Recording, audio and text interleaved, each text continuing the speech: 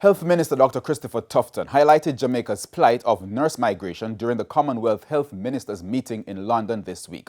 He called for the issue to be addressed on a global scale with some level of urgency. Shamela Pullen has our report.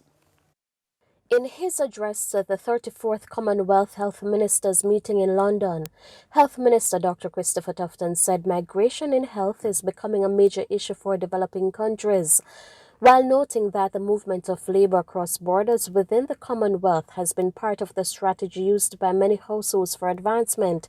It's having a significant impact on health systems in these developing states. This has resulted in a substantial depletion of the health staff within immigrating states, which inevitably will lead to a fracturing of the health system in developing and low-income countries. As an example, nursing vacancies rates have averaged 40% in these countries according to recent studies. He said the future of work is therefore another policy area that requires transformational thinking. According to Dr. Tufton, while this is not a new concern, recent developments pose new challenges.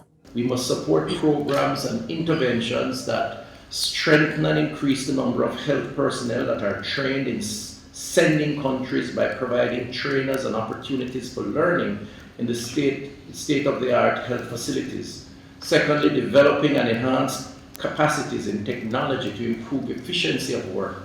And thirdly, create new labor contracts that allow health workers to operate in flexible arrangements in multiple jurisdictions. He believes in order to exercise transformational leadership, governments must work towards overcoming problems of inequity across the Commonwealth. Limited technical and financial capacity, lack of sustainable health financing, and brain drain, certainly where the out-migration of nurses is concerned. These are all problems that we can tackle collectively. Small island states are especially vulnerable. This means that our collective efforts at transformational leadership in healthcare must take the special circumstances into consideration. Shamela Pullen, TVJ News.